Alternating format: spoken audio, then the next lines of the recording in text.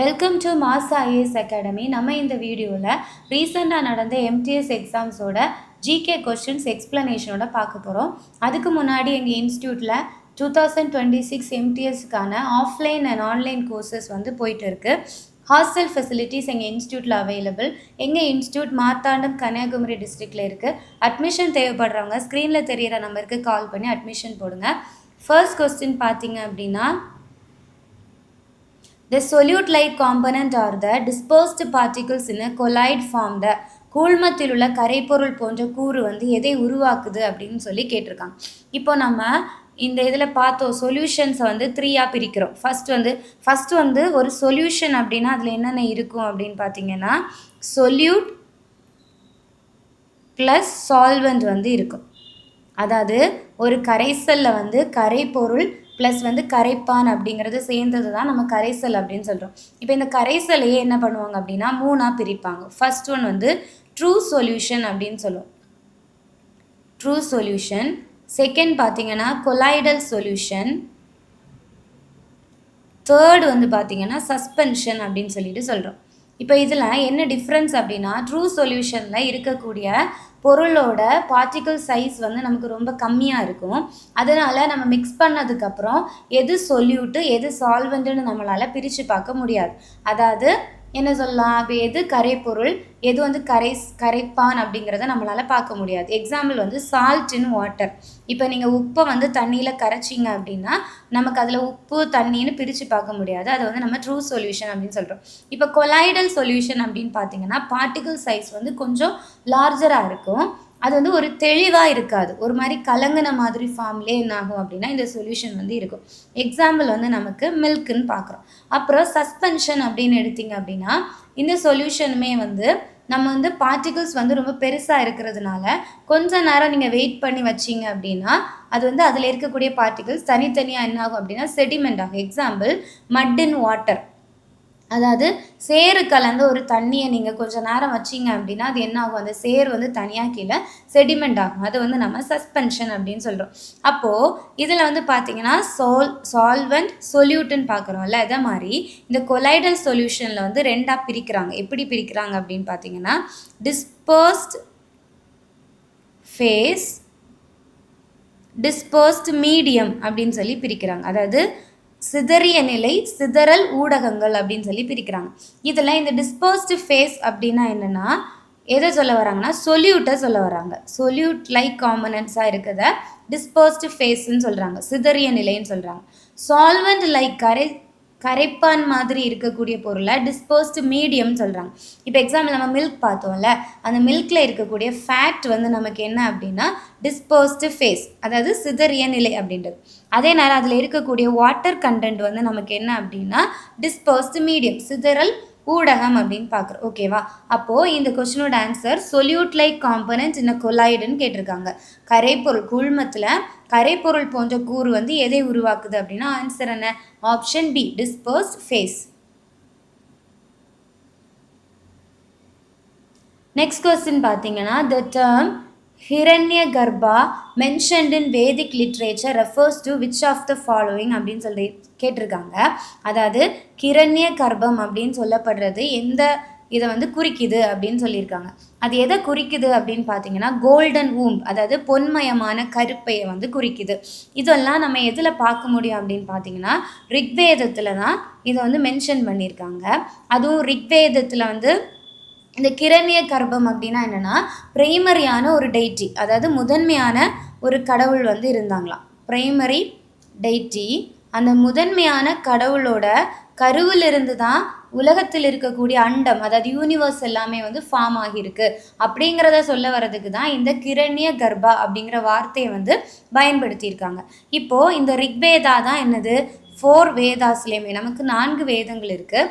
அதில் ஓல்டஸ்ட் வந்து எது அப்படின்னா இந்த ரிக்வேதம். இந்த ரிக்வேதத்தில் 1028 ஹிம்ஸ் வந்து நமக்கு இருக்குது, அதாவது பாடல்கள் இருக்குது. அதை நம்ம என்ன சொல்லுவோம் அப்படின்னா சுக்தா அப்படின்னு சொல்லுவோம். அப்புறம் பார்த்தீங்கன்னா 10 மண்டலங்கள் இருக்குது, 10 மண்டலம்ஸ் வந்து இருக்குது. Next question, Russia Sultana was removed from the throne in which year அப்படின்னு கேட்டிருக்காங்க. இந்த ரஷ்யா சுல்தானா அப்படிங்கிறவங்க அரியணையிலிருந்து எப்போது நீக்கப்பட்டார் அப்படிங்கிறது. ரஷ்யா சுல்தானா எந்த இதில் வருவாங்க அப்படின்னு பார்த்தீங்கன்னா டெல்லி சுல்தானேட்டில் வருவாங்க. இப்போது டெல்லி சுல்தானேட் இந்தியாவை வந்து முழுமையாக ஆட்சி பண்ண காலம் வந்து 1206 1526 வரைக்கும் இவங்க வந்து ரூல் பண்ணியிருக்காங்க இந்தியாவை. அதுவும் 5 டைனாஸ்டிஸாக என்ன பண்ணியிருப்பாங்க அப்படின்னா ரூல் பண்ணியிருக்காங்க. அதில் ஃபஸ்ட்டு டைனாஸ்டி தான் எது அப்படின்னா ஸ்லேவ் டைனாஸ்டி அப்படின்னு நம்ம சொல்லுவோம். என்னெல்லாம் டைனாஸ்டி இருந்துச்சுன்னா ஸ்லேவ், ஹில்ஜி, நெக்ஸ்ட்டு துக்லக், சையத், லோடி, இப்படி 5 டைனாஸ்டிஸ் வந்து இதில் இருந்துச்சு. இதில் ஸ்லேவ் டைனாஸ்டிஸோட கிங் பார்த்தீங்க அப்படின்னா ஃபஸ்ட்டு வந்து குத்புதீன் ஐபக். குத்புதீன் ஐபக்குக்கு அப்புறம் யார் வருவா அப்படின்னா இல்துமிஷ் அப்படிங்கிறவர் வருவார். இந்த இல்துமிஷோட பொண்ணு டாட்டர் தான் யார் அப்படின்னா இந்த ரஷ்யா சுல்தானா. ஆக்சுவலாக எப்போவுமே அரசர்கள் அப்படின்னு நீங்கள் பார்த்தாலே எப்போவுமே மென் தான் வந்து இருப்பாங்க. ஃபஸ்ட்டாக ஒரு பொண்ணு வந்து ஆட்சிக்கு வந்தது யார் அப்படின்னா இந்த ரஷ்யா சுல்தானா. அது வந்து ரொம்ப இம்பார்ட்டன்ட். எப்போ ஆட்சிக்கு வருவாங்க அப்படின்னு பார்த்தீங்கன்னா ரூல் பண்ண இயர்ஸ் வந்து 1236 to 1240 வரைக்கும் ரூல் பண்ணியிருக்காங்க. ஆக்சுவலாக இல்துமிஸ்க்கு வந்து ரஷ்யாவை என்ன பண்ணுறாரு அப்படின்னா அரசாட்சியில் வைக்கிறாரு. ஆனால் யாருக்கு இது பிடிக்காது அப்படின்னா 40 நோபிள்ஸ் அப்படிங்கிற ஒரு டீம் வந்து இருப்பாங்க. இதை ஃபார்ம் பண்ணது யாருன்னா இல்துமிஷ் தான். அதாவது 40 குழு அப்படின்னு நம்ம சொல்லுவோம். அதை ஆரம்பித்ததே இல்துமிஷ் தான். இதில் வந்து 40 அறிஞர்கள் வந்து இருக்காங்க. இப்போ இவங்களுக்கு வந்து ஒரு பொண்ணு அரசாட்சிக்கு வந்தது வந்து என்ன பண்ணலை அப்படின்னா சுத்தமாக பிடிக்கலை. அப்போ அவங்க நிறைய வந்து இவங்களுக்கு எதிராக வந்து சதி பண்ணுவாங்க. ஆனாலுமே இவங்க வந்து ஓரளவு ஹேண்டில் பண்ணி லாஸ்ட்டில் என்ன பண்ணுவாங்க அப்படின்னா 1240 வந்து கம்ப்ளீட்டாக இவங்களை வந்து கொன்னுடுவாங்க. அப்போது ரஷ்யா சுல்தானை எந்த ஆண்டு அரியணையிலிருந்து நீக்கப்பட்டார் அப்படின்னா ஆன்சர் வந்து 1240. Answer A.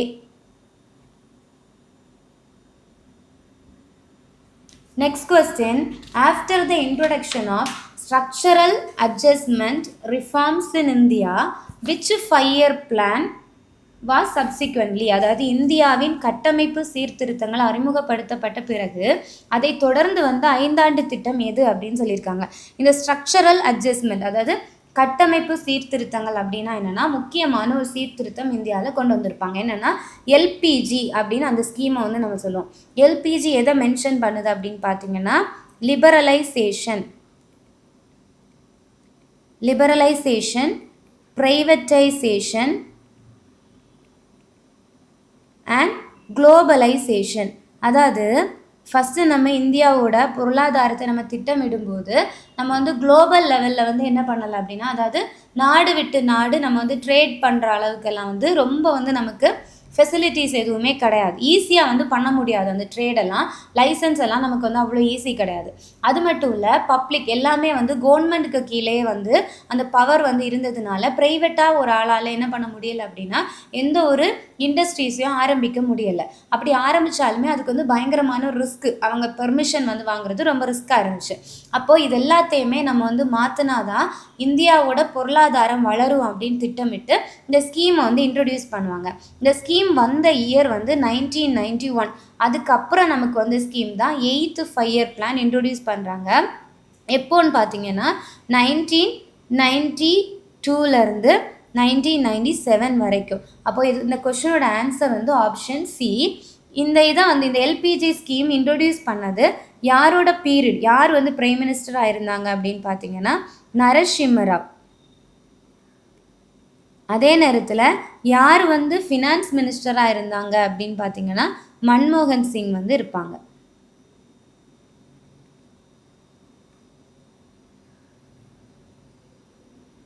Next question, which of the following Indian philosophers associated with the Bhakti tradition was born in Tamil Nadu during the 11th century?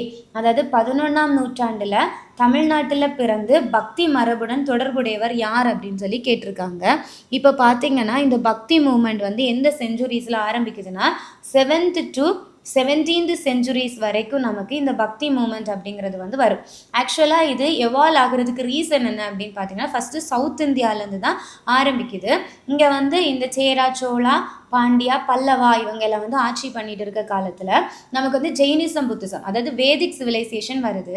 வேத காலத்துக்கு அப்புறம் வந்து என்ன பண்ணுவாங்கன்னா, வேதத்தில் அதிகமான சடங்குகள் வந்து சொல்லப்பட்டிருக்கும். அப்புறம் வந்து அதுக்கப்புறம் சாதி முறைகள் எல்லாம் கொண்டு வராங்க. அப்போ அது எல்லாத்தையுமே இந்த ஜெயினிசமும் புத்திசமும் என்ன பண்ணுவாங்க அப்படின்னா எதிர்ப்பாங்க. அப்போ அநேக மக்கள் வந்து என்ன பண்ணுறாங்க அப்படின்னா, இந்த ஜெயினிசம் புத்திசத்தை நோக்கி நகர்ந்து நிறைய பேர் இந்த ஜெயினிசம் புத்திசத்தை ஃபாலோ பண்ணுறாங்க. அப்போ இந்த பல்லவர்கள் ஆட்சியில் இருக்கும்போது இவங்களை வந்து என்ன பண்ணுவாங்க அப்படின்னா ஒடுக்க ஆரம்பிப்பாங்க. யாரை? ஜெயினிசம் புத்திசத்தை ஃபாலோ பண்ணவங்கள ஒடுக்க ஆரம்பிப்பாங்க. அந்த டைமில் ஜென்ரேட் ஆனது தான் என்ன அப்படின்னா இந்த பக்தி மூமெண்ட் அப்படின்னு நம்ம சொல்லுவோம். அப்போ இந்த பக்தி மூமெண்ட் தமிழ்நாட்டில் வந்து எந்த பிரிவில் ஆரம்பிக்குது அப்படின்னு பார்த்தீங்கன்னா, ஆழ்வார்கள் மற்றும் நாயன்மார்கள் அப்படின்னு சொல்லிட்டு ஆரம்பிக்குது. ஒரு செப்பரேஷன் ஆரம்பிக்குது. இப்போ ஆழ்வார்கள் அப்படின்னா என்னென்னா, அவங்க வந்து விஷ்ணுவை வழிபடுறவங்களா ஆழ்வார்கள் அப்படின்னு சொன்னாங்க. நாயன்மார்ஸ் அப்படின்னு பார்த்தீங்கன்னா அவங்க வந்து சிவனை வழிபடக்கூடியவங்களா இருக்காங்க. இது அப்புறம் என்ன ஆகுது அப்படின்னா அப்படியே டெவலப் ஆகி நார்த் இந்தியா வரைக்கும் என்ன ஆகுது அப்படின்னா ஸ்ப்ரெட் ஆகி அதுலேருந்து ஒரு 2 பார்ட் வந்து வருது. அது என்ன அப்படின்னு பார்த்தீங்கன்னா சகுனா, அப்புறம் வந்து நிர்குணா அப்படிங்கிறது. இப்போ இதில் சகுனா அப்படின்னா அவங்க வந்து என்னென்னா ஃபார்ம் ஆஃப் காட், அதாவது கடவுளுக்கு வந்து உருவம் இருக்குது அப்படின்னு சொல்லி ஒரு உருவத்தை வச்சு வழிபடக்கூடியவங்க சகுனா அப்படின்னும். நிர்குணா அப்படின்னா ஃபார்ம்லெஸ் ஆஃப் காட், அதாவது கடவுள் வந்து என்ன கிடையாது, அவருக்கு ஒரு உருவம் கிடையாது அப்படின்னு சொல்லி பின்பற்றுறவங்களாம் மாறாங்க. இப்போ இந்த சகுனா இதில் வந்து இருந்த பக்தி மூமெண்ட்டில் இருந்தவங்க யாரெல்லாம் அப்படின்னு பார்த்தீங்கன்னா துளசிதாஸ், அப்புறம் வந்து மீராபாய், சுர்தாஸ், அப்புறம் வந்து சைதன்யா, ராமானுஜா வந்து சவுத் இந்தியாவில் உள்ள ஒரு விஷ்ணுவை வந்து ஃபாலோ பண்ணவர். இவங்க எல்லாமே இந்த சகுனா இதில் உள்ளவங்க. அப்புறம் நிர்குணா இதில் வந்து பார்த்தீங்க அப்படின்னா கபீர், குருநானக், ரவிதாஸ் இவங்க எல்லாமே இந்த நிர்குணா இதில் வந்து வருவாங்க. நமக்கு கொடுத்துருக்க கொஸ்டினில் பார்த்தீங்கன்னா யார் வந்து தமிழ்நாட்டில் பிறந்திருக்காங்க அப்படி கேட்டிருக்காங்க. அப்போ ஆப்ஷன் பி ராமானுஜர் வந்து இங்கே இருக்கக்கூடிய ஸ்ரீவில்லிபுத்தூரில் வந்து என்ன பண்ணியிருக்காரு அப்படின்னா பிறந்திருக்காரு. சைத்தன்யா மகாபிரபுவோட பர்த் பிளேஸ் பார்த்தீங்கன்னா வெஸ்ட் பெங்கால். ஆதி சங்கராச்சாரியா வந்து கேரளா. அதே நேரம் செயின்ட் நாம்தேவ் இவர் எங்கே பிறந்திருக்காங்க அப்படின்னு பார்த்தீங்கன்னா மகாராஷ்டிரா. இந்த பக்தி அண்ட் சூஃபி மூமெண்ட்ஸுமே ஹிஸ்ட்ரியில் ஒரு இம்பார்ட்டண்டான டாபிக். ஸோ வந்து எக்ஸாம் ப்ரிப்பேர் பண்ணுறவங்க அந்த டாப்பிக்கை வந்து மிஸ் பண்ணாமல் படிங்க. Next question, radio communication signals are mainly reflected by which layer of the earth's atmosphere அப்படின்னு சொல்லியிருக்காங்க. அதாவது வானொலி தொடர்பு சிக்னல்கள் புவியின் வளிமண்டலத்தின் எந்த அடுக்குகளாக முக்கியமாக எதிரொலிக்கப்படுகின்றது அப்படின்னு. இப்போ நம்ம எர்த் இருக்குது அப்படின்னா எர்த்தை வந்து 5 லேயர்ஸாக நம்ம பிரிக்கிறோம். ஃபஸ்ட்டு இருக்கக்கூடிய லேயரை வந்து நம்ம என்ன சொல்லுவோம் அப்படின்னா ட்ரோபோஸ்பியர் அப்படின்னு சொல்லுவோம். ட்ரோபோஸ்பியர் அப்படின்னு சொல்கிறோம். அதுக்கப்புறம் அதுக்கு மேலே இருக்கக்கூடியதை வந்து நம்ம ஸ்ட்ராட்டோஸ்பியர் அப்படின்னு சொல்கிறோம். ஸ்ட்ராட்டோஸ்பியர். Next layer mesosphere. அதுக்கு மேலே இருக்கக்கூடியது தெர்மோஸ்பியர் இல்லைன்னா அயோனோஸ்பியர். லாஸ்ட் லேயரை வந்து நம்ம எக்ஸோஸ்பியர் அப்படின்னு சொல்கிறோம். இந்த தமிழில் பார்த்தீங்க அப்படின்னா ட்ரோபோஸ்பியர்னால் அடி வளிமண்டல அடுக்கு, அதாவது கீழே இருக்கக்கூடிய லேயர். அதுக்கப்புறம் ஸ்ட்ராட்டோஸ்பியர் அப்படின்னா மீ அடுக்கு அப்படின்னு நம்ம சொல்லுவோம். அதுக்கப்புறம் இது இடை அடுக்கு, அப்புறம் வந்து இது அயனி அடுக்கு, அப்புறம் வந்து இது வெளிப்புற அடுக்குன்னு பிரிக்கிறோம். இது ஒரு ஹைட்டும் வந்து மென்ஷன் பண்ணியிருப்பாங்க. இப்போ இது வந்து பார்த்திங்க அப்படின்னா நமக்கு ட்ரோபோஸ்பியர் வந்து 0 to 18 கிலோமீட்டர்ஸ் வரைக்கும் கவர் ஆகும். இந்த ட்ரோபோஸ்பியரில் தான் நமக்கு ஏர்பிளைன்ஸ் எல்லாமே என்ன ஆகுது அப்படின்னா போகுது. அதுக்கப்புறம் ஸ்ட்ராட்டோஸ்பியர் பார்த்திங்க அப்படின்னா இது வந்து ஒரு 11 to 50 கிலோமீட்டர்ஸ் வந்து கவர் ஆகும். ஓசோன் லேயர், ஓசோனோஸ்பியர்னு கூட இந்த ஸ்ட்ராட்டோஸ்பியரை சொல்லுவாங்க. ஏன்னா ஓசோன் படலம் வந்து ஓசோன் அடுக்கு வந்து இதில் தான் இருக்குது. இதை வந்து ஓசோன் அடுக்கு நம்ம சொல்லுவோம். ஓசோன் லேயர் இதில் தான் இருக்குது. அப்புறம் வந்து மீசோஸ்பியர் வந்து பார்த்திங்கன்னா 40 to 90 கிலோமீட்டர்ஸ் வரைக்கும் இருக்குது. நமக்கு வந்து ராக்கெட் லான்ச் பண்ணுறது, அது இல்லாமல் இங்கே தான் போகும். அப்புறம் வந்து மெட்ரிராஸ் அப்படின்னா எரி கற்கள் எல்லாமே வானத்திலிருந்து நமக்கு வந்து விழுந்து இந்த இடத்துல தான் நமக்கு என்ன ஆகும் அப்படின்னா எரிஞ்சு போகும். அதுக்கப்புறம் பார்த்தீங்கன்னா தெர்மோஸ்பியர் இல்லைன்னா அயோனோஸ்பியர், இங்கே தான் நமக்கு வந்து என்ன இருக்குன்னா இன்டர்நேஷ்னல் ஸ்பேஸ் ஸ்டேஷன் அப்படிங்கிறது வந்து நமக்கு இருக்குது.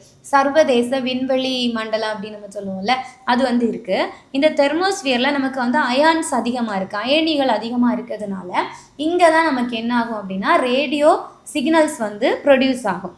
அதுக்கப்புறம் லாஸ்ட் இருக்கக்கூடியது எக்ஸோஸ்பியர். எவ்வளோ கிலோமீட்டர்ஸ்னால் 800 to 3000 கிலோமீட்டர்ஸ் வந்து இதில் வந்து நமக்கு சேட்டலைட்ஸ் எல்லாமே இருக்கும்.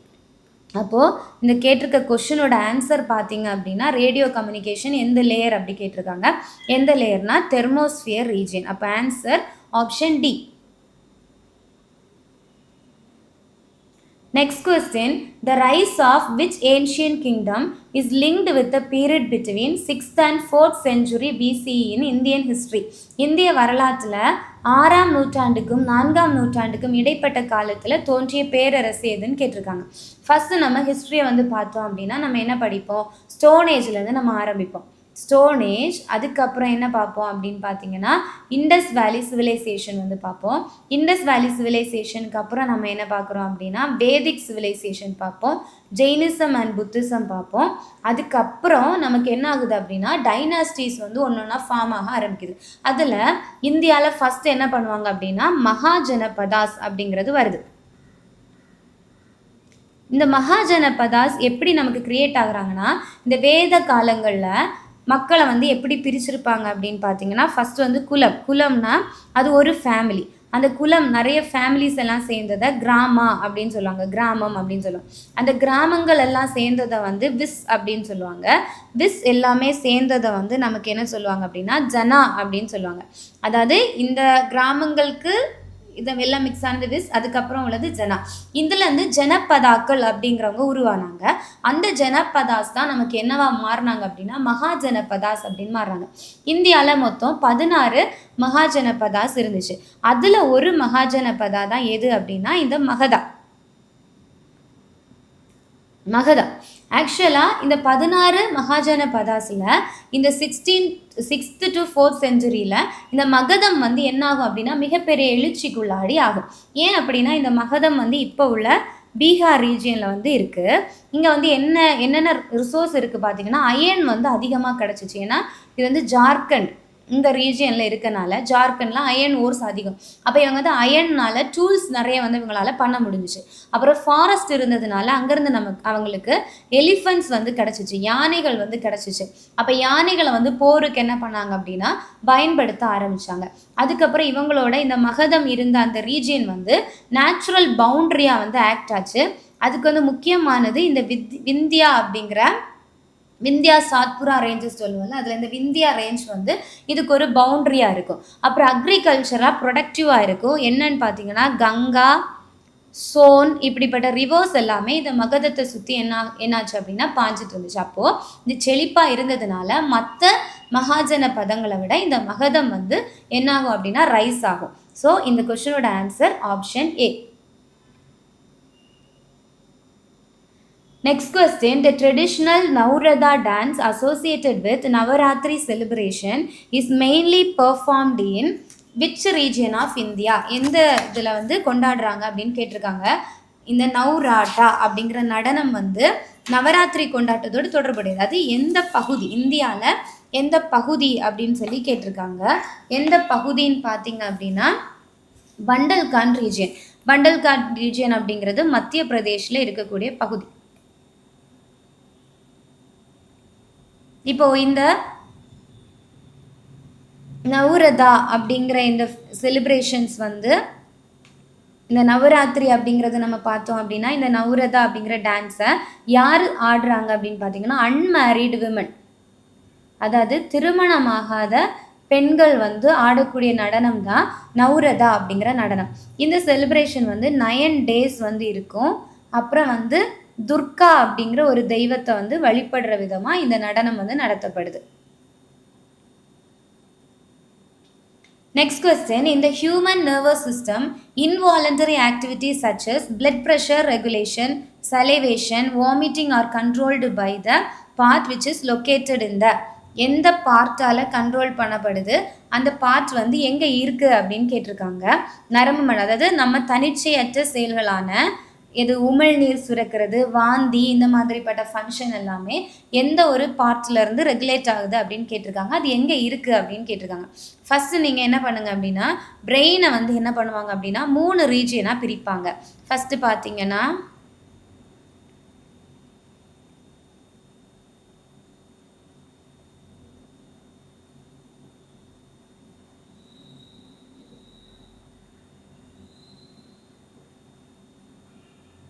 இதில் இந்த பார்ட்டை நம்ம வந்து ஃபோர் பிரெயின் அப்படின்னு சொல்லுவோம். Four brain. அப்புறம் இந்த ரீஜியனை வந்து மிட் பிரெயின் அப்படின்னு சொல்லுவோம். கீழே இருக்க இந்த பார்ட்டை வந்து நம்ம ஹின் பிரெயின் அப்படின்னு பிரிப்போம். இப்படி பிரெயினை என்ன பண்ணுறாங்க அப்படின்னா 3ஆக பிரிக்கிறாங்க. இதில் ஃபோர் பிரெயினில் என்னென்ன பார்ட்ஸ் இருக்கும் அப்படின்னு பார்த்தீங்கன்னா செரிப்ரம், அப்புறம் தலாமஸ், அப்புறம் வந்து ஆல்ஃபேக்டரி லோப்ஸ். இந்த பார்ட்ஸ் எல்லாமே ஃபோர் பிரெயினில் இருக்கக்கூடியது. இதே நேரம் ஹின் பிரெயினில் நமக்கு என்னென்ன இருக்கும் அப்படின்னு பார்த்தீங்கன்னா பான்ஸ், அப்புறம் வந்து செரிபெல்லம், மெடுலா ஓப்லங்கேட்டா. மெடுலா ஓப்லங்கேட்டா. மிட் பிரெயினில் நமக்கு என்னென்ன இருக்கும் அப்படின்னா டெக்டம், செரிப்ரல் பெடன்கிள்ஸ், அப்புறம் வந்து டெக்மெண்டம், செரிப்ரல் அக்விடெக்ட். இந்த மாதிரி பார்ட்ஸ் எல்லாமே நமக்கு மிட் பிரெயினில் இருக்கும். அப்போது இந்த வாமிட்டிங்க்கு நமக்கு ரெஸ்பான்சிபிளான சைட் வந்து எது அப்படின்னா இந்த மெடுலா ஆப்லங்கேட்டா தான் வந்து ரெஸ்பான்சிபிள். ஓகேவா? அப்போ இந்த மெடுலா ஆப்லங்கேட்டா நமக்கு எந்த ரீஜியனில் இருக்குது அப்படின்னு பார்த்தீங்கன்னா ஹின் பிரெயினில் இருக்குது. இங்கே வந்து இந்த கொஸ்டினில் பார்த்தீங்கன்னா ஆப்ஷன் வந்து நமக்கு மெடுலா ஆப்லங்கேட்டா அப்படிங்கிறது நம்ம ஈஸியாக வந்து ஃபைன் பண்ணிவிடுவோம். ஆனால் 2 வந்து கொடுத்து கன்ஃபியூஸ் பண்ணியிருக்காங்க. ஹின் பிரெயினில் இருக்கா, பின் மூளையில் இருக்கா, இல்லை நடுமூளையில் இருக்கா, இல்லை வந்து அப்படின்னு கொடுத்துருக்காங்க. அப்போ எந்த இடத்துல இருக்குது அப்படின்னு பார்த்தீங்கன்னா இந்த ஹின் பிரெயினில் தான் இருக்குது. ஸோ இந்த பிரெயினோட 3 இதையும் வந்து நீங்கள் பார்த்து வச்சுருக்கணும். எந்தெந்த பார்ட்ஸ் வந்து எதுக்கு கீழே வருது அப்படிங்கிறது இம்பார்ட்டன்ட். நெக்ஸ்ட் கொஸ்டின் பார்த்தீங்கன்னா which of the following cultural festival is traditionally celebrated in the union territory of Ladakh. அதாவது லடாக்கில் வந்து செலிப்ரேட் பண்ணக்கூடிய கலாச்சார விழா எது அப்படின்னு சொல்லி கேட்டிருக்காங்க. எதுன்னு பார்த்தீங்கன்னா இந்த யுரு ஹப்கியாத் திருவிழா, யுரு ஹப்கியாத் ஃபெஸ்டிவல். இதில் இந்த த்ரோன் ஃபெஸ்டிவல் வந்து டிபெத்தியன், ஆனால் இது வந்து டிபெத்து ப்ளஸ் வந்து லடாக் எல்லா ரீஜியன்ஸும் கவர் ஆகும். ஆனால் கம்ப்ளீட்டாக வந்து லடாக்குக்கு உரியது அப்படின்னு நம்மளால சொல்ல முடியாது. இது வந்து டிபெத்தில் இருக்கக்கூடிய புத்திஸ்ட் பீப்புள் வந்து செலிப்ரேட் பண்ணக்கூடிய ஒரு ஃபெஸ்டிவல் தான் த்ரோன் ஃபெஸ்டிவல். அதுக்கப்புறம் சிக்மோ ஃபெஸ்டிவல் அப்படிங்கிறது பார்த்தீங்கன்னா கோவாவில் உள்ள ஸ்ப்ரிங் ஃபெஸ்டிவல், அதாவது வசந்த கால திருவிழாவை தான் நம்ம என்ன சொல்லுவோம் அப்படின்னா சிக்மோ அப்படின்னு சொல்லுவோம். இந்த திருசூர் பூரம் எல்லாருக்குமே தெரியும் எங்கே உள்ளது அப்படின்னு பார்த்தீங்கன்னா கேரளாவில் உள்ளது. இந்த யுரு ஹப்கியாத் திருவிழா வந்து பார்த்தீங்கன்னா லடாக்கில் இருக்கக்கூடிய மொனாஸ்ட்ரி, ஒரு லமாயுரு மொனாஸ்ட்ரி, ஒரு மடாலயம், லமாயுரு அப்படிங்கிற ஒரு மடாலயத்தில் உள்ள துறவிகள் வந்து என்ன பண்ணுவாங்களாம் அப்படின்னா இதை செலிப்ரேட் பண்ணுவாங்களாம்.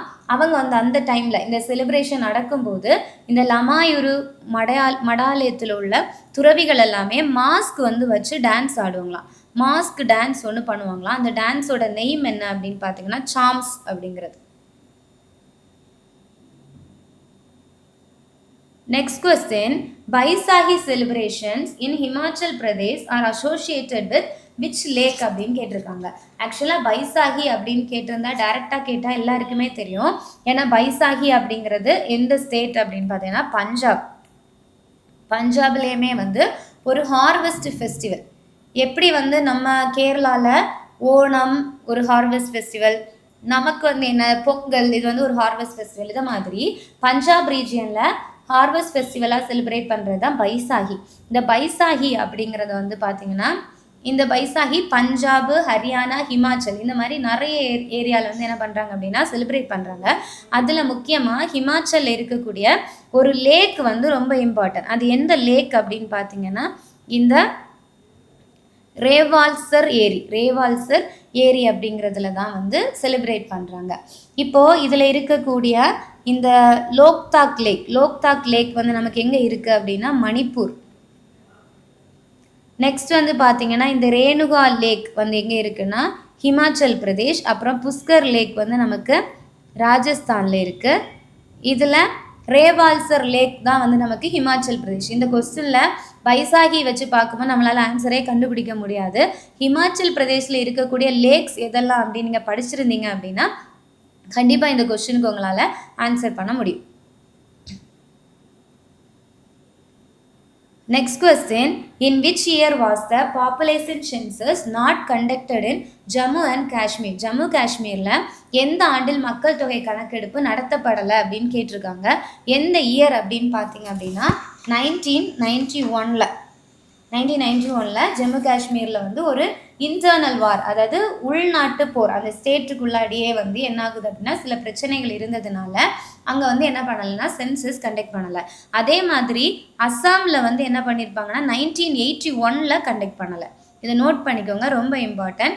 ஜம்மு காஷ்மீரில் 1991 கண்டக்ட் பண்ணலை. அஸ்ஸாமில் வந்து இதை மாதிரி உள்நாட்டு போர் இருந்ததுனால, உள்புற பூசல் இருந்ததுனால 1981 வந்து சென்சஸ் வந்து என்ன பண்ணலை அப்படின்னா கண்டக்ட் பண்ணலை. இப்போ சென்சஸோட டீட்டெயில், சென்சஸோட நோடல் மினிஸ்ட்ரி எந்த அமைச்சகத்துக்கு கீழே சென்சஸ் எடுக்கிறாங்க அப்படின்னு பார்த்தீங்கன்னா ஹோம் அஃபேர்ஸ், அதாவது உள்துறை அமைச்சகத்துக்கு கீழே தான் நமக்கு சென்சஸ் எடுக்கிறாங்க. ஃபர்ஸ்ட் வந்து இந்த சென்சஸ் பற்றி எந்த லிட்ரேச்சர்ஸில் வந்து மென்ஷன் பண்ணியிருக்காங்க அப்படின்னு பார்த்தீங்கன்னா ரிக்வேதத்திலே வந்து லைட்டாக ஒரு சென்சஸ் பற்றிய டீட்டெயில்ஸ் வந்து நமக்கு காணப்படுது. அந்த காலத்துலேயுமே இப்படி ஒரு கணக்கெடுப்பு இருந்துச்சு அப்படிங்கிறது காணப்படுது. அப்புறம் அர்த்த சாஸ்திரா வந்து எழுதினது யார்? கௌடில்யர் வந்து எழுதியிருப்பார். அதுலேயும் சில டீட்டெயில்ஸ் இருக்குது. அப்புறம் வந்து ஐனி அக்பரி, அதாவது அக்பரோட காலத்துலேயுமே வந்து என்ன பண்ணியிருக்காங்க, அதாவது முகல்ஸோட பீரியடில் சென்சஸ் வந்து கண்டக்ட் பண்ணியிருக்காங்க, மக்கள் தொகை கணக்கெடுத்திருக்காங்க அப்படிங்கிற டீட்டெயில்ஸ் வந்து ஐனி அக்பரியில் நமக்கு இருக்குது. இப்போ ஃபஸ்ட்டாக நான் சிங்க்ரனஸ் ஒரு ப்ராப்பராக இல்லாத சென்சஸ் வந்து நமக்கு எப்போ எடுத்திருப்பாங்கன்னா 1872 மேயோவோட பீரியடில் வந்து எடுத்திருப்பாங்க. ப்ராப்பரான சென்சஸ் வந்து 1881 தான் ஸ்டார்ட் பண்ணியிருக்காங்க. எப்போவுமே சென்சஸ் நமக்கு 10 years ஒன்ஸ் வந்து என்ன பண்ணுவாங்க அப்படின்னா கண்டக்ட் பண்ணுவாங்க. அதே நேரத்தில் வெட்டினரி சென்சஸ், அதாவது கால்நடைகளுக்கான கணக்கெடுப்பு வந்து 5 years ஒன்ஸ் வந்து கண்டக்ட் பண்ணுவாங்க. 5 வருஷத்துக்கு ஒருக்கா கண்டக்ட் பண்ணுறாங்க. Next question, the launch of the International Space Station took place in which of the following years அப்படின்னு கேட்டிருக்காங்க. இதோட ஆன்சர் வந்து பார்த்தீங்கன்னா 1998. இப்போது இந்த இன்டர்நேஷ்னல் ஸ்பேஸ் ஸ்டேஷன் அப்படின்னா என்னென்னா நம்மளோட எர்த்துக்கு மேலே ஒரு விண்வெளி மையமே சுற்றிட்டு இருக்கு. எப்படி நம்ம ISROலாம் வந்து இந்த பூமியில் இருக்கோ அதே மாதிரி ஒரு பெரிய விண்வெளி மையம், ஒரு ISRO மாதிரி ஒரு பெரிய விண்வெளி மையம் நம்ம எர்த்துக்கு மேலே ரொட்டேட் ஆகிட்டே இருக்குது. அது எப்படி வந்து ஃபஸ்ட்டு ஸ்டார்ட் பண்ணியிருக்காங்க பார்த்தீங்கன்னா 5 ஸ்பேஸ் ஏஜென்சி சேர்ந்து இந்த பிளானை வந்து என்ன பண்ணியிருப்பாங்க அப்படின்னா ஆரம்பிச்சிருப்பாங்க. எதெல்லாம் பார்த்தீங்கன்னா நாசா வந்து எங்கே உள்ளது? யூஎஸோடது.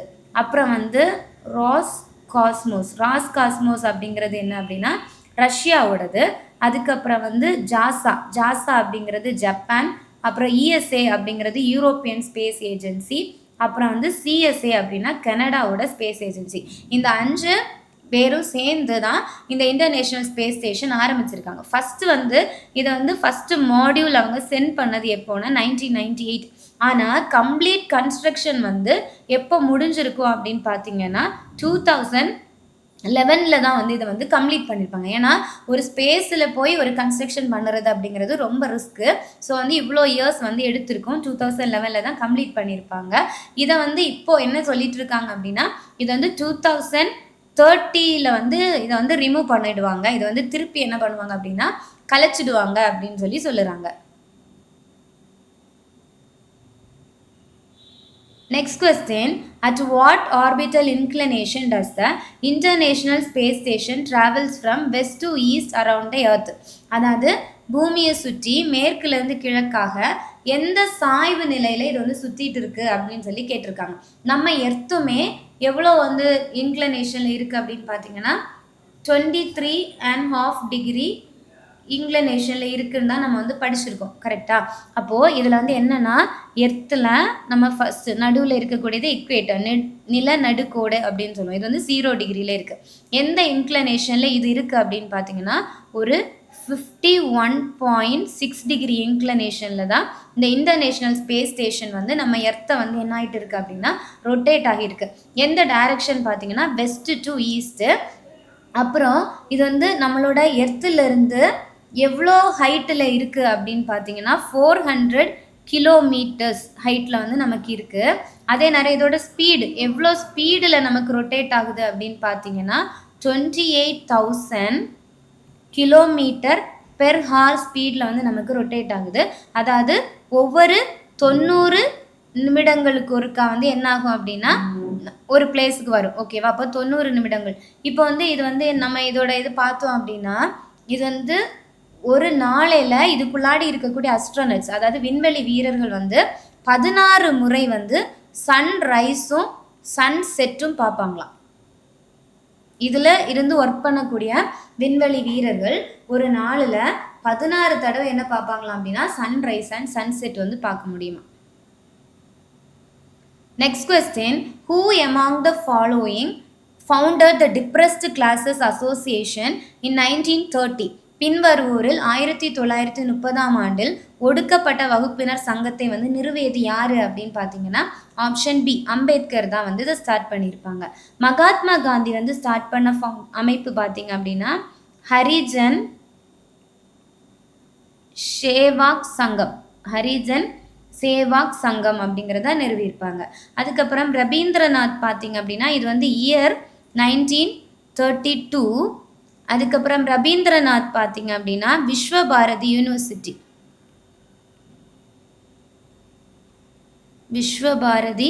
யூனிவர்சிட்டியை வந்து ஃபவுண்ட் பண்ணியிருக்காங்க. இதோட இயர் பார்த்தீங்கன்னா 1921. இது எங்கே இருக்குன்னா வெஸ்ட் பெங்காலில் இருக்குது. அப்புறம் வந்து சாவித்ரிபாய் பூலே, இந்த சாவித்ரிபாய் பூலே தான் ஃபஸ்ட்டு ஃபீமேல் டீச்சர். இவங்களும் இவங்களோட ஹஸ்பண்ட் வந்து ஜோதிராவ் பூலே, இவங்க 2 பேருமே சேர்ந்து சத்ய சதோக் சமாஜ் அப்படிங்கிற ஒன்று ஆரம்பிச்சிருப்பாங்க.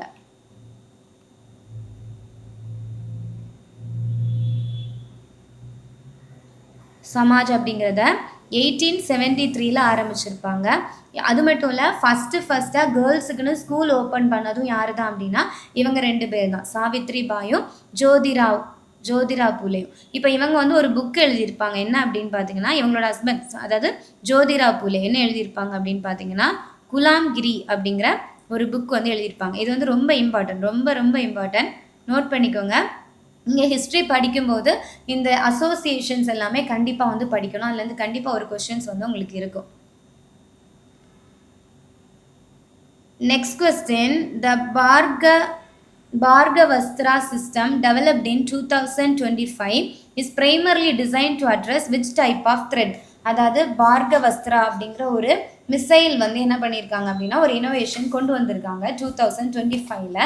அது வந்து எதுக்காக கொண்டு வந்திருக்காங்க அப்படின்னு பார்த்தீங்கன்னா அதாவது இப்போ வந்து ட்ரோன் மூலமாக நமக்கு ஏதாச்சும் வந்து த்ரெட்ஸ் இருந்துச்சு அப்படின்னா அதை வந்து கேன்சல் பண்ணுறதுக்காக கொண்டு வந்த ஒரு சிஸ்டம் தான் என்னென்னா இந்த பார்கவஸ்திரா சிஸ்டம். இதை வந்து டெவலப் பண்ண அமைப்பு வந்து பார்த்திங்கன்னா SDAL, ஃபுல் ஃபார்ம் வந்து சோலார் டிஃபென்ஸ்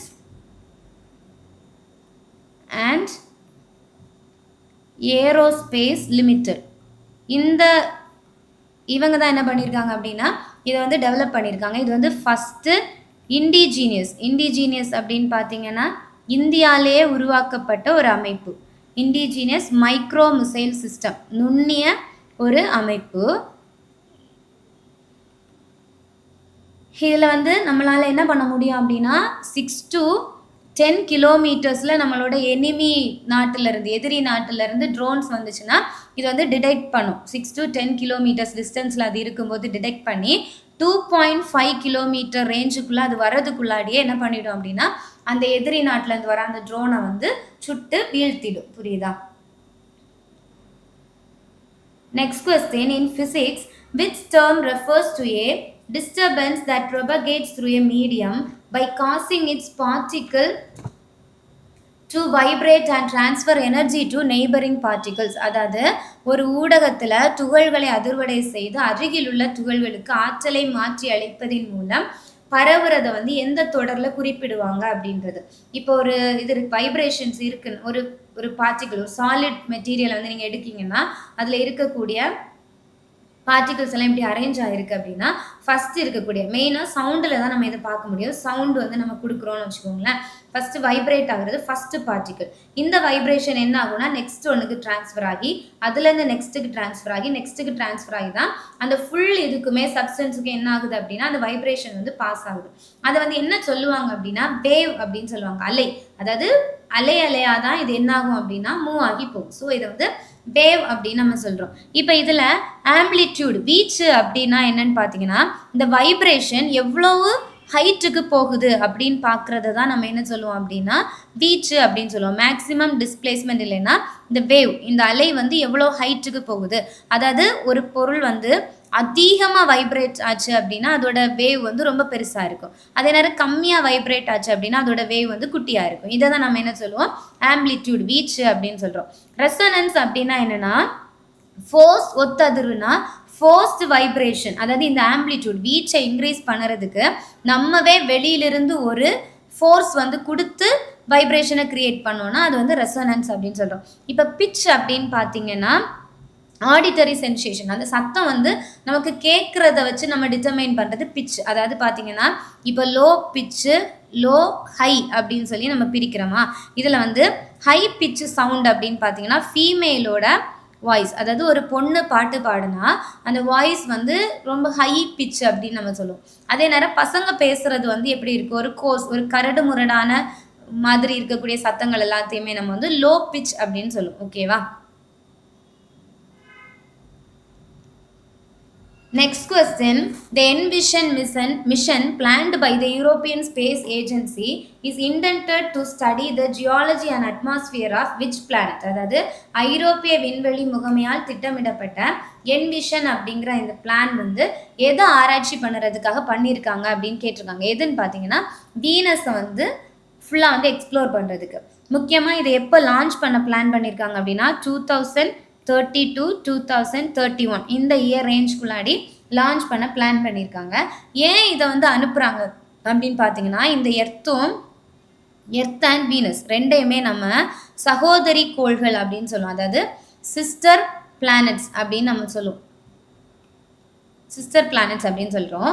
அதாவது ரெண்டு பேருமே கிட்டத்தட்ட சேமாக தான் இருக்காங்க. ஆனால் எர்த்தில் நம்மளால் என்ன பண்ண முடியுது அப்படின்னா வாழ முடியுது. வீனஸில் வந்து என்னென்னா ஹீட் வந்து ரொம்ப அதிகமாக இருக்கும். ஏன் வந்து வீனஸ் ரொம்ப ஹாட்டாக டாக்ஸிக்காக இருக்குது, விஷம் உள்ளதாக இருக்குது அப்படிங்கிறத ஆராய்ச்சி பண்ணுறதுக்காக தான் முக்கியமாக இந்த பிளான் வந்து என்ன பண்ண ENVISION அப்படிங்கிற ஒரு பிளான் ஸ்டார்ட் பண்ணியிருக்காங்க. Next question, in the calculation of real gross domestic product goods and services are valued is using which type of price level? அதாவது மொத்த உள்நாட்டு உற்பத்தியை கணக்கிடும் போது பொருட்கள் மற்றும் சேவைகள் எந்த வகையான விலை மட்டத்தை பயன்படுத்தி மதிப்பிடப்படுகின்றன அப்படின்னு கேட்டிருக்காங்க. இந்த கிராஸ் டொமஸ்டிக் ப்ராடக்ட்னா என்ன, ஒரு வருஷத்துல ஒரு நாட்டுக்குள்ளாடி உற்பத்தி பண்ணக்கூடிய பொருட்கள் மற்றும் சேவைகளோட கணக்கை தான் நம்ம என்ன சொல்லுவோம் அப்படின்னா கிராஸ் டொமஸ்டிக் ப்ராடக்ட் அப்படின்னு சொல்கிறோம். மொத்த உள்நாட்டு உற்பத்தின்னு சொல்கிறோம். அப்போ இதை பார்க்கும்போது எதை ஃபிக்ஸ் பண்ண மாட்டாங்க அப்படின்னு பார்த்தீங்கன்னா பேஸ் இயர் ப்ரைஸ் லெவலை யூஸ் பண்ணி தான் என்ன பண்ணுவாங்க அப்படின்னா இதை பார்ப்பாங்க. அதாவது ஒரு நிலையான அடிப்படை விலை மட்டத்தை தான் பார்ப்பாங்க. ஏன்னா ப்ரைஸ் வந்து எப்போ வேணால் ஏறலாம் இறங்கலாம், இன்ஃப்ளேஷன் நடக்கலாம் இல்லை டீஃப்ளேஷன் நடக்கலாம். அதை வச்சு அவங்களால என்ன பண்ண முடியாது அப்படின்னா கரெக்டாக வந்து ப்ரிடிக்ட் பண்ண முடியாது. ஸோ ரியல் ஜிடிபி பார்க்கும்போது ஆக்சுவல் வால்யூம் ஆஃப் ப்ரொடக்ஷன் எவ்வளோ நம்ம உற்பத்தி பண்ணியிருக்கோம் அப்படின்னு தான் பார்ப்பாங்களே தவிர ப்ரைஸை வந்து ஒரு இதாக பார்க்க மாட்டாங்க. அதே நேரத்தில் நாமினல் ஜிடிபி அப்படிங்கிற ஒன்று இருக்குது. நாமினல் ஜிடிபி பார்க்கும்போது என்ன பண்ணுவாங்க அப்படின்னா கரண்ட் மார்க்கெட் ப்ரைஸ் இப்போ வந்து அதுக்கு மார்க்கெட்டில் எவ்வளோ ரேட் இருக்குது அப்படிங்கிறத வந்து மெஷர் பண்ணுவாங்க. மெஷர் பண்ணி தான் இந்த ஜிடிபியை வந்து என்ன பண்ணுவாங்க அப்படின்னா கால்குலேட் பண்ணுவாங்க. Next question, the famous Ruhr goal mining region in Europe is situated in which country? ஐரோப்பாவின் புகழ்பெற்ற ரூர் நிலக்கரி சுரங்க பகுதி எந்த நாட்டில் அமைந்துள்ளதுன்னு கேட்டிருக்காங்க. Option A Germany. Next question பார்த்தீங்கன்னா, இந்த process of privatization what does the term total decentralization indicate regarding ownership of a public enterprise? அதாவது தனியார் மயமாக்கல் அப்படின்ற செயல்முறையில் ஒரு பொது நிறுவனத்தின் உரிமை குறித்து முழுமையான அதிகார பரவல் என்ற சொல் எதை குறிக்கிறது? நம்ம ஆல்ரெடி பார்த்தோம். 1991 என்ன பண்ணாங்க? எல்பிஜி அப்படிங்கிற ஒரு ஸ்கீம் கொண்டு வந்தாங்க. Liberalization, privatization, globalization. அதாவது எல்லா இண்டஸ்ட்ரீஸ் ஆரம்பிக்கக்கூடிய பொறுப்பு வந்து கவர்மெண்ட்டை மட்டும் இருக்கக்கூடாது. ஒரு தனிநபர்னாலும் என்ன பண்ண முடியும்? இந்தியாவில் ஒரு தொழிலை தொடங்குறதுக்கு அவங்களுக்கு உரிமை கொடுக்கணும் அப்படின்னு சொல்லி கொண்டு வந்தது தான் இந்த பிரைவேட்டைசேஷன். அப்போது இதில் வந்து டீசென்ட்ரலைசேஷன் அப்படின்னா அர்த்தம் என்ன அப்படின்னு கேட்டிருக்காங்க. என்ன அர்த்தம் அப்படின்னு பார்த்தீங்கன்னா, complete transfer of ownership from the public sector to private sector. அதாவது பொது துறையிலிருந்து தனியார் துறைக்கு முழுமையாக என்ன பண்ணுவாங்கன்னா அந்த உரிமையை வந்து கொடுப்பாங்க. அதாவது இப்போ வந்து ஜியோ அப்படிங்கிறது நமக்கு ஒரு பிரைவேட் கம்பெனி, ஓகேவா? அதில் வந்து கவர்மெண்ட் என்ன பண்ண மாட்டாங்கன்னா தலையிட மாட்டாங்க. அதாவது சில ரூல்ஸ் அண்ட் ரெகுலேஷன்ஸ் இருக்குது, பட் அவங்களோட அந்த பிஸ்னஸ் டீலிங் இதுல எல்லாம் என்ன பண்ண மாட்டாங்கன்னா கவர்மெண்ட் தலையிட மாட்டாங்க. கம்ப்ளீட் உரிமை வந்து என்ன பண்ணியிருப்பாங்கன்னா அந்த அம்பானி அவங்களுக்கு கொடுத்துருக்காங்களா, அது மாதிரி தான். அப்போ complete transfer of ownership from the public to private செக்டாரை தான் நம்ம என்ன சொல்லுவோம்னா டீசென்ட்ரலைசேஷன் அப்படின்னு சொல்லுவோம். Next question, which of the following poetry collections authored by Sarojini Naidu was published in 1905? 1905ல வந்த கவிதை தொகுப்புல எது வந்து சரோஜினி நாயுடு எழுதினது அப்படின்னு கேட்டிருக்காங்க. எதுனா த கோல்டன் த்ரெஷ்ஹோல்ட் அப்படிங்கிறது தான். இந்தியன் வார் ஆஃப் இண்டிபெண்டன்ஸ் யாரோட புக் அப்படின்னா Veer Savarkar அப்படிங்கிறவரோடது.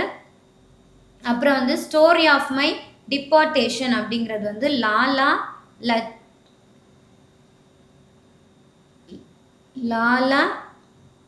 Lajpat Rai. Next glimpses of world history வந்து ஜவஹர்லால் நேரு. நீங்கள் புக்ஸ் அண்ட் ஆத்தர்ஸ் படிக்கும்போது இந்த இம்பார்ட்டண்டான, அதாவது நம்மளோட ஐஎன்சி இதுல எல்லாம் இருந்தவங்க இப்படிப்பட்டவங்க, அதாவது இண்டிபெண்டன்ஸ் இருக்கும்போது இந்த ஃப்ரீடம் ஸ்ட்ரகிள்ஸ் எல்லாம் நடக்கும்போது இருந்த முக்கியமான லீடர்ஸ் அவங்களோட புக்ஸும் வந்து கண்டிப்பாக படிங்க. ப்ளஸ் வந்து கரண்ட் அஃபேர்ஸ் புக்ஸும் வந்து கண்டிப்பாக படிங்க. ப்ளஸ் ஏன்ஷியன்ட் ஒர்க்ஸும் படிங்க. அதாவது இப்போ வேதாஸ் இருக்கலாம், இப்போ அர்த்த சாஸ்திரா, அப்புறம் வந்து இண்டிகா, இந்த மாதிரிப்பட்ட புக்ஸ் எல்லாம் இருக்கும்ல, அந்த டீட்டெயில்ஸ் வந்து பார்த்து வச்சுக்கோங்க. Next question, the temple popularly known as the Ekdarso Mahadeva Alayam, Ekdarso Mahadeva temple is also referred to by which of the following names? அதாவது Ekdarso Mahadeva Alayam எந்த பெயர்ல பிரபலமா அறியப்படுது அப்படின்னு கேட்டிருக்காங்க. எந்த நேம் அப்படின்னா சௌசத் யோகினி ஆலயம் அப்படின்னு அறியப்படுது. இதில் இந்த விருபக்ஷா டெம்பிள் வந்து நமக்கு எங்கே இருக்குது? இந்த சௌஷத் யோகினி ஆலயம் எங்கே இருக்குது அப்படின்னா மத்திய பிரதேஷில் இருக்குது. அப்புறம் விருபக்ஷா டெம்பிள் வந்து நமக்கு எங்கே இருக்குன்னா ஹம்பி, கர்நாடகா. நெக்ஸ்ட் சோமநாத் டெம்பிள் வந்து பார்த்தீங்க அப்படின்னா குஜராத். அப்புறம் தில்வாரா டெம்பிள் வந்து நமக்கு மவுண்ட் அபு ராஜஸ்தான்.